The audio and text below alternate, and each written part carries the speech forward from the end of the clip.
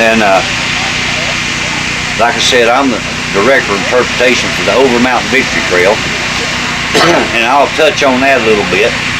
In 1975, there was a couple of reenactors like us. They wasn't as pretty as us. They said, hey, let's walk the trail that the Over Mountain men took, Kings Mountain. So they started walking. And they walked all the way to Kings Mountain, South Carolina. Next year, they was joined by more reenactors. Next year, even more.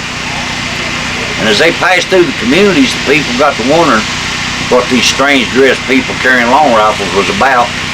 So they started coming out, hanging out with them. They'd bring tater salad, fried chicken, walk with them. Well, in 1980, Senator James Broyhill from North Carolina, he took it to Congress. President Jimmy Carter signed it into law, and it became a National Historic Trail. Just like the Santa Fe Trail, Lewis and Clark Trail.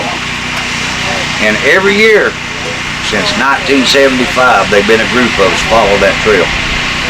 Now back when I started, unless I lost count, this will be my 20th march to Kings Mountain, 1920, something like that. Anyways, when I first started, we walked, and we walked a lot. But we was sitting around one night talking.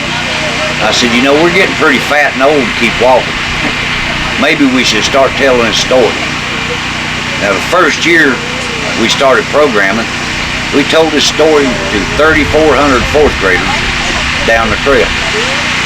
The year before they flipped out and shut the world down with COVID, we told this story to 17,000 kids in almost 3 weeks.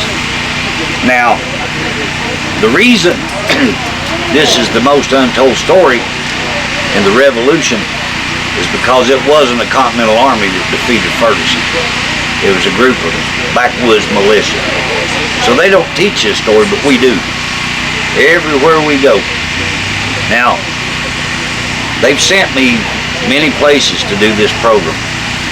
The opening of the Revolutionary War Museum up in Philadelphia, it was 18 of us went up there, marching the parade, listening to all the speeches.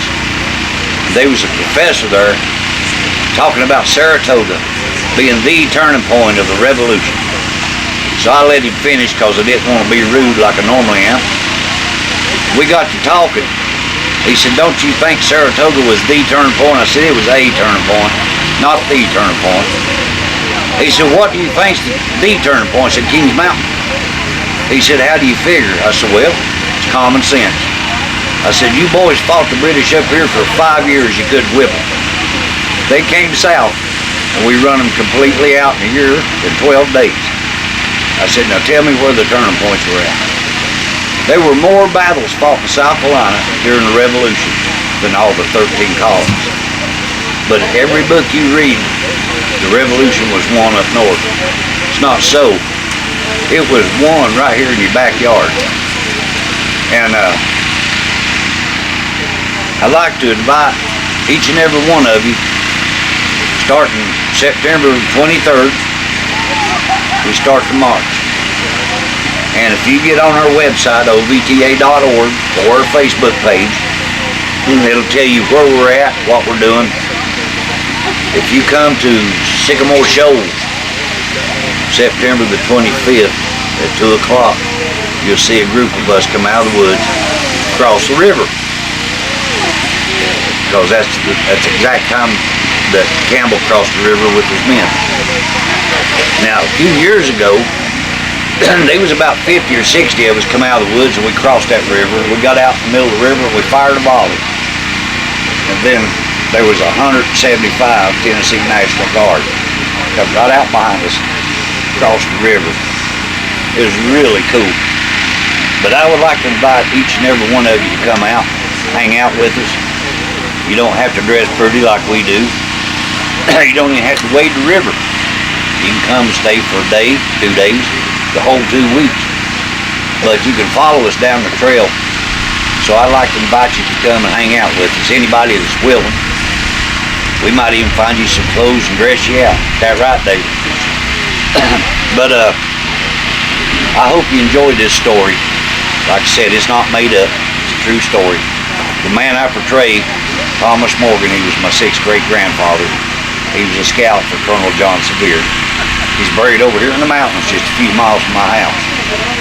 But if anybody got any questions, feel free to ask me. And like I said, if I don't know the answer, I'll make something up.